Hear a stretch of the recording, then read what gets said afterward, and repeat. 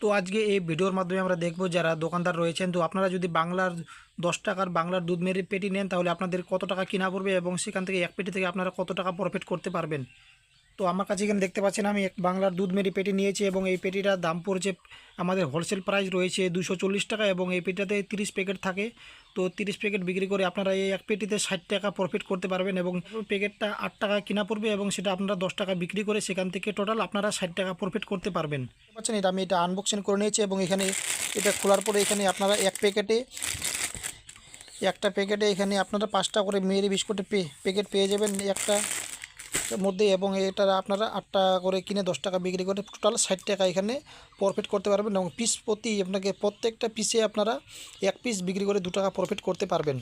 তো এই ছিল ছোট্ট একটি আপডেট। ভিডিওটি ভালো লাগলে অবশ্যই চ্যানেলটিকে সাবস্ক্রাইব করে পাশে থাকা বেল আইকনে ক্লিক করে রাখবেন নতুন নতুন ভিডিওর আপডেট সবার আগে আপনার কাছে পাওয়ার জন্য। তো দেখা হচ্ছে নেক্সট ভিডিওতে।